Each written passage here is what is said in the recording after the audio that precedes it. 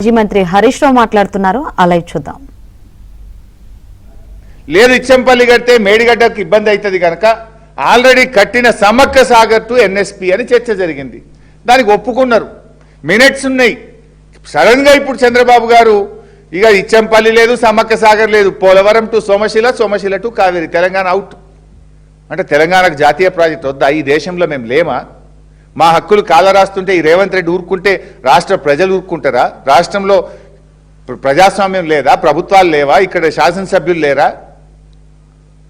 అందువల్ల ఇది చాలా ఒక డేంజరస్ ప్రపోజల్ జరుగుతూ ఉన్నది.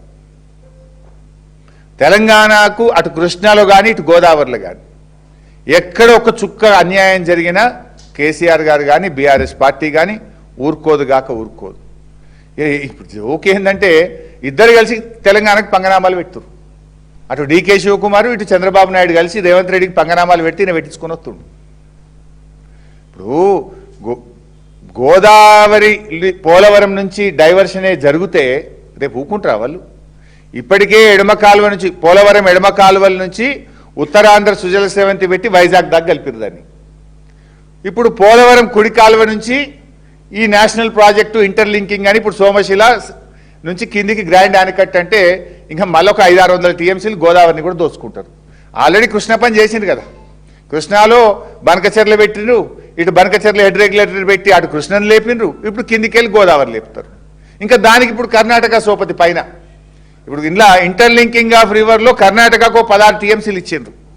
ఈ 16 టీఎంసీలు కర్ణాటక పైనే వాడుకోవచ్చట. కృష్ణలో ఆపుకోమన్నాడు చంద్రబాబు. మీ 16 మేము కింద వాడుకుంటాం గోదావరి. ఈ ఇంటర్లింకింగ్లో ఏంటంటే 4 రాష్ట్రాలకు 5 రాష్ట్రాలకు నీళ్ళు వస్తాయి.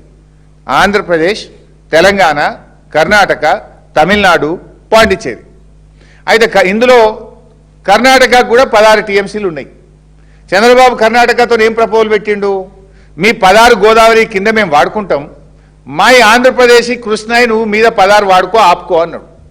నువ్వు ఆపుకుంటావు బాగానే ఉంటుంది, నష్టమే వాళ్ళకు తెలంగాణకు కదా. కృష్ణ నీళ్ళు జారాయి కదా కిందికి.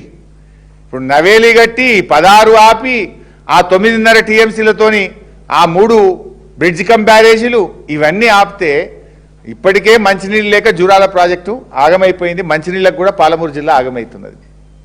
రేపు శ్రీశైలం కూడా నీళ్లు రావు, జూరాలకు కూడా నీళ్లు రాని పరిస్థితి ఏర్పడితే పాలమూరు జిల్లా మొట్టమొదటి ఎఫెక్ట్ అవుతుంది. మన కల్వకుర్తికి దెబ్బ తగులుతుంది, మన పాలమూరుకు దెబ్బ తగులుతుంది, జూరాల మీద ఉన్న నెట్టంపాడుకు, భీమాకు, కోయిల్ సాగర్కు దెబ్బ తగులుతుంది.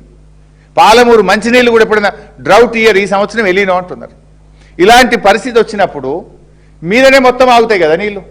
ఇప్పుడు 16 టీఎంసీలు గోదావరి నీకు ఆంధ్రప్రదేశ్కి ఏమైంది? నువ్వు కింద గుంజుకుంటున్నావు. మీద కర్ణాటక కింద గోదావరి నీళ్లు గుంజితే మీద కృష్ణ నీళ్లు గుంజితే నడిమిట్లున్న తెలంగాణ ఏం కావాలి? నువ్వు 16 ఆపుకో అనబెడితివి, నవేలి కట్టుకోమనబెడితివి, బ్రిడ్జ్ కమ్ బ్యారేజీలు కట్టుకుంటే సపోర్ట్ చేయవైతివి, మీద తుంగభద్ర, కృష్ణ వాల్లాప, కింద గోదావరి నువ్వు మలిపితే నడిమిట్ల తెలంగాణ ఏం కావాలి? ఈ రకంగా తెలంగాణకు తీవ్రమైనటువంటి నష్టం జరిగేటువంటి ప్రమాదం కనబడతా ఉంది. ఈ రేవంత్ రెడ్డి ఏంటంటే అన్నీ మనం చూసినాం ఈ మధ్య. హైడ్రా విషయంలో హిట్లరే నాకు స్ఫూర్తి అన్నాడు. ఓకే, నీ ఇష్టం, అది నీ కర్మ. హిట్లర్కి ఏ గతి పట్టిందో నీకు పడుతుంది. మరి నీళ్ళ మీద నీకు ఎవరు స్ఫూర్తి నాయన? ఈ నీళ్ళ మీద కూడా నీకు ఎవడన్నా స్ఫూర్తి ఉన్నాడా? నాకు డౌట్ వస్తున్నది.